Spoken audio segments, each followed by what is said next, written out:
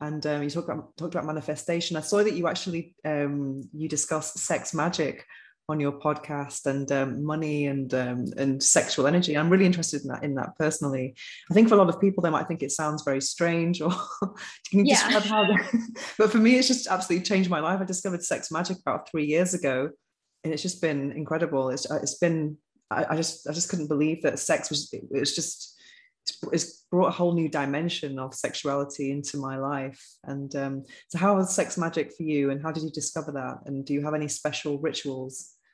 Yeah, absolutely. So to me, all of this sex magic is based on the idea of the law of attraction, which I think is something that is more, widely accepted, or at least palatable sounding to people. But with the law of attraction, the idea is that you attract in more of what your current energetic vibration, or what your if you're thinking, negative things, if you're thinking negative thoughts, then you're going to experience more negative experiences as a result. Whereas if you're thinking more positively, essentially you're going to experience more positive experiences. And then even when challenging experiences arise, you're able to shift from the downward spiral into seeing this, painful experience as an opportunity to learn and grow. And so then you immediately shift back into a higher vibration in the process.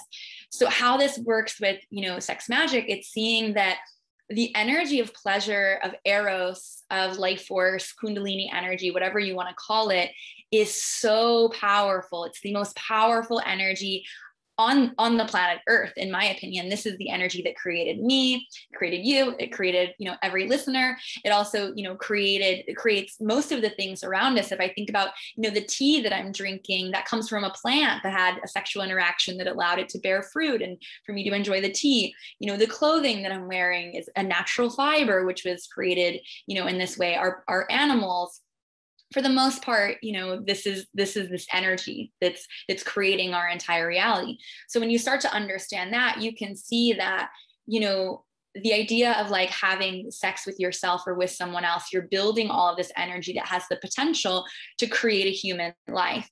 But with the perspective of Tantra, the belief is that energy doesn't just go away. If you're not creating a human child, you can channel that into, something else.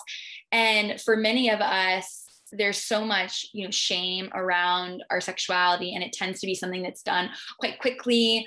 And then the energy just kind of escapes through our lower chakras, and that is what it is. However, there's the opportunity to intentionally move that energy up through your crown chakra, which is your connection to your highest self, to divinity, to the cosmos.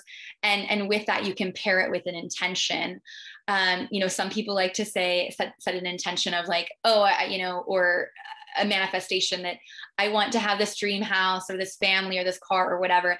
But to me, the most important thing is to really focus on like a feeling. And so to me, like, what is the feeling of being in community, or what is the feeling of having my purpose infused into the world so that it returns back to me tenfold in abundance, or something like that. So does that answer your question? Yeah. So in the actual practical terms, when you actually indulge in sex magic, I mean, for example, for me, I kind of think of my intention just before I start. It's always something I do on my own. I don't really do it with other people. There's a bit of discussion about whether that's ethical or not, whether you should tell them, or unless you're kind of going for the same thing. But for me, it's a very solitary activity, and I kind of think about what I want to manifest. And then I would kind of let that desire, I kind of eroticize that desire somehow. So let's say it could be this apartment I manifested with sex magic. I've already been here. I've had millions of orgasms here already. So I would imagine myself like in this space, and then I would be here like living something erotic. And then just before the moment of orgasm, I really focus. But also I do kind of let the energy go through my body, because there is a point of sexual stimulation where it's not just in the genitals, it's just like all over your body, in your throat, in your mind, and in your fingertips, everywhere. So it's just, and then going just before the orgasm, I'd really focus on it. And then I read this book called Adventures in Sex Magic recently by Damon Brand, and he talks about a technique where when you've just had the orgasm and you're kind of getting your breath back, you could mutter the word that's associated with it. It could be new apartment, apartment, apartment, or success, success, success, or something like that. So I do that sometimes. Obviously I have to be married, otherwise it looks a bit weird. But that's kind of what I've been doing for the last 3 years. And once I discovered that, it's kind of made normal masturbation really boring. I don't really do it anymore. I think everything is magical now. So it's really, it's really everything. Yeah. I love that everything is magical now. So beautiful. I definitely resonate with that. I think that, you know, going into any sexual experience with intention is super powerful, whether the intention is as simple as, you know, I just want to experience pleasure in my body today, or I want to learn more about my body, or I want to express love to myself, or it's like, I want to channel this energy into creating my dream home. As far as process goes, it's pretty similar to yours. I definitely, there's days that I really embrace the process and build up to it a lot more. And there's other days that, you know, I go into it with, you know, just the intention of moving into that space.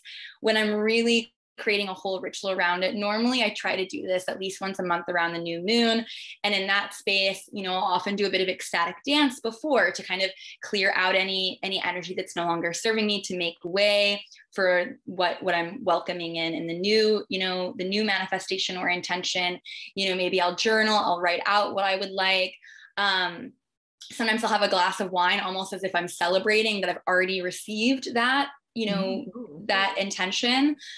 And, you know, maybe I'll take that into the bath and I'll do like, you know, a cleansing ritual. And then I love to self-pleasure in the bath. I have this incredible, like toy that's called a water slide, and it attaches to your bathtub. The water flows down and falls onto your vulva. It's incredible. Yeah. And then essentially from there, it's pretty similar to what you do. Definitely, at like bringing that intention in from the start and then allowing the energy to build. And sometimes I'll use my breath to circulate the energy and then to kind of stop and then to come back into the self-pleasure practice, kind of like edging to just build that energy and move it through the body. I'll also sometimes use what's called Anking, which is, are you familiar with Anking? Now, how do you spell it? It's Ankh. It's like the Egyptian Ankh. If you, like, it's that shape that's like almost like a cross, but it has the loop on the top. Okay. Tell us what that is. So this is like an Egyptian sex magic breath pattern from the like lineage of Isis.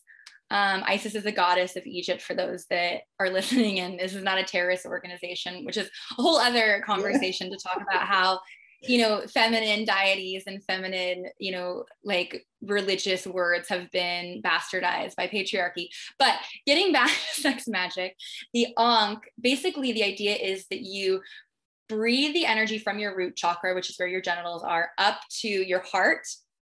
I'm like trying to show you. So it's up to your heart, and then the energy goes out the back of your like body into your energetic body. And then it circles up the top in an Ankh shape, like that, you know, loop. And then it comes back into your heart, and then it goes back down. And with the breath, you inhale it up, then you hold your breath when it gets to your heart. Then it comes out the back and back in, and then you inhale a tiny bit more, and then it comes back down. And I will say, like, I was like, I don't know what this is going to look like. My entire arms were going numb the first time that I did this. It's a really interesting idea, but it's basically anking the sexual energies that's circulating through, so that you can actually keep going longer as well while you're still orgasming. It's really incredible. You can have like orgasms that are minutes long potentially.